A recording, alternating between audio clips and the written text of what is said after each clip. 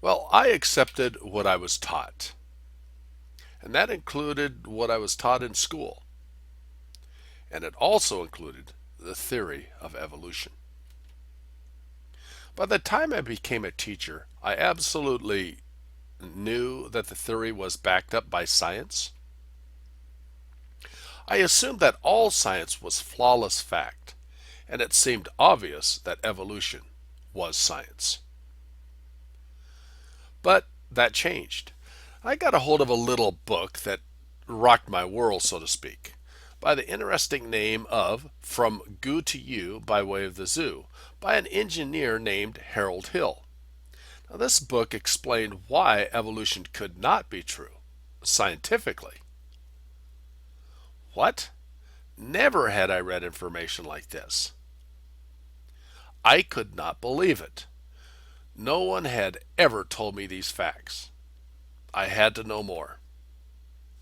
Well, I began researching the subject. I spent hundreds of hours trying to learn the truth about the theory of evolution. I was extremely interested in more. Well, I was astonished. I discovered literally dozens of scientific facts that completely refuted evolution.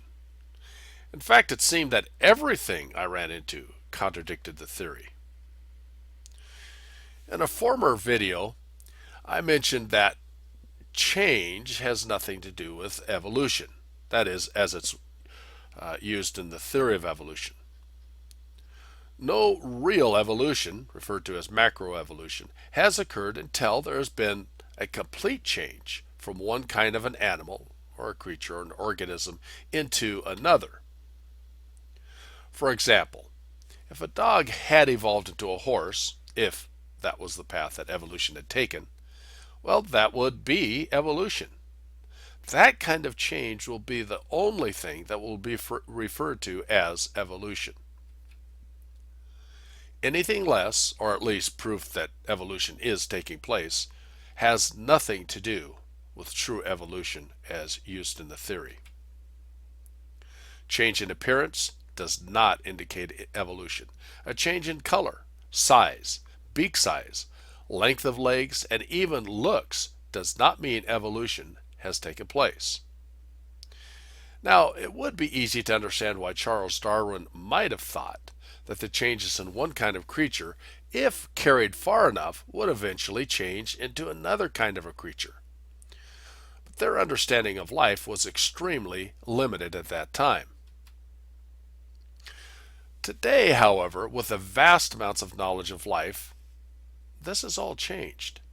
The scientific discoveries over the last 1.5 centuries has provided enormous amounts of information that show why Darwin's ideas are no longer valid.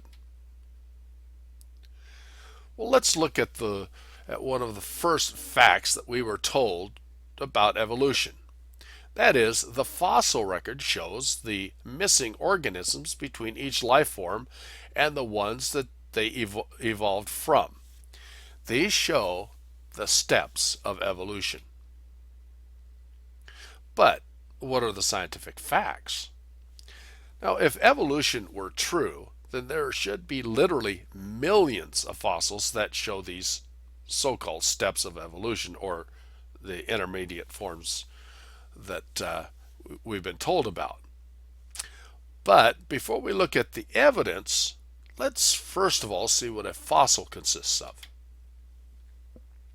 Fossils are made up of minerals that have replaced the original material, that is, the creature that was buried in the ground. These fossils are usually made of stone, that is, the minerals that have replaced the original material.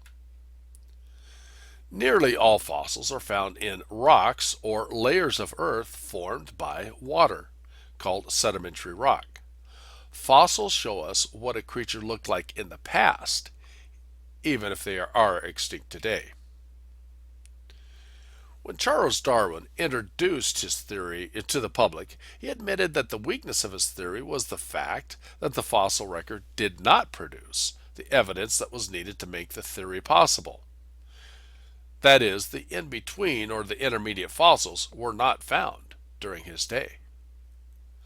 He was confident, however, that an abundance of these intermediate fossils, those in between fossils, would be discovered soon. Now, we have been told for decades that these types of fossils do exist, that they show the paths of evolution. You may have seen a series of horses, seashells, a cow-like creature that became a whale, or a combination of apes and humans that show the path of evolution from apes to humans. For those that have seen the many fossils that show the in-between stages of evolution, none of these fossils really exist. That is, none have ever been verified. Not even one. Well, these fossils have simply never been found. Now, without these in-between fossils, there is no evidence whatsoever that evolution ever occurred.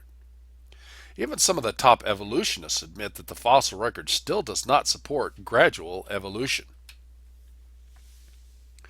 Since Darwin himself admitted that his theory was wrong if those fossils did not show up in the decades to come, he would have a very tough time supporting his own theory today. But what about the evolution of the whale and other fossils that we have been told about? Well, let's look at some of the main ones. The few fossils that were formerly used as proofs for evolution, such as the archaeopteryx, that is an extinct bird with claws, the duck-bill-platypus, the whale, and others have been shown not to support evolution. Now, this is admitted by many knowledgeable evolutionists today, especially paleontologists, those that study the fossils. And let's explain why they cannot even support them.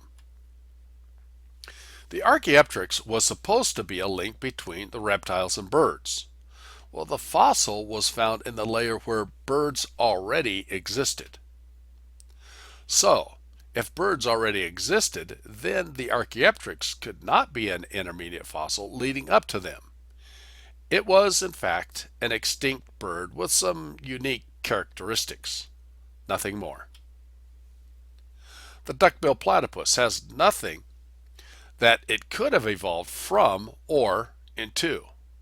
The differences between this creature and all others are just too great. The evolution from a cow-like creature to a whale is often seen in books today as an example of evolution with the intermediate forms.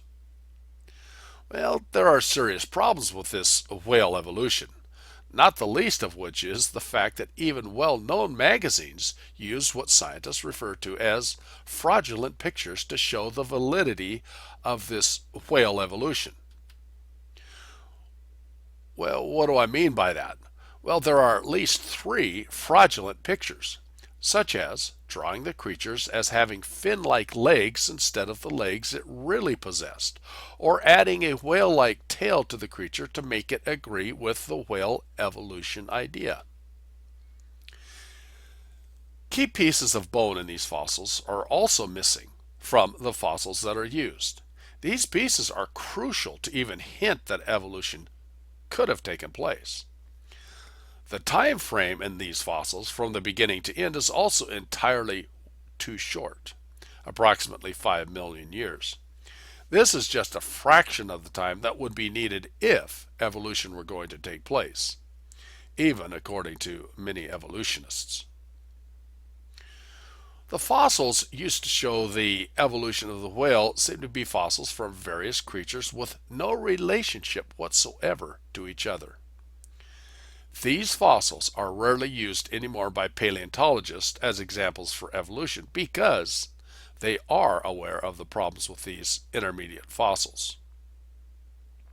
But once again, teachers and professors are mostly unaware of these problems.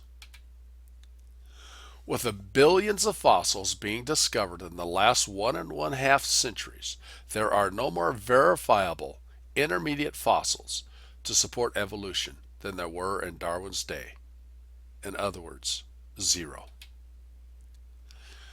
Since no one can historically point to the evolutionary process, because no one was there when evolution was supposed to have occurred, and none is taking place at the present time, then the only possible evidence of evolution must be the indirect evidence, that of fossils. And the fossils that would help the theory have never been found. Dr. Mark Ridley said in any case, no real evolutionist uses the fossil record as evidence in favor of the theory of evolution as opposed to special creation.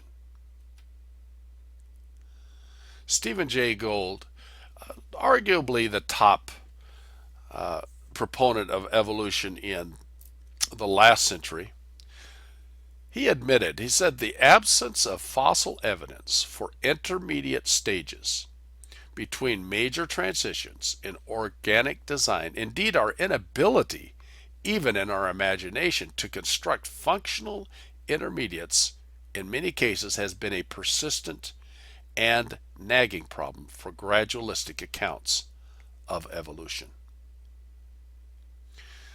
Thank you for watching this video, and look forward to seeing you on the next one. Thank you.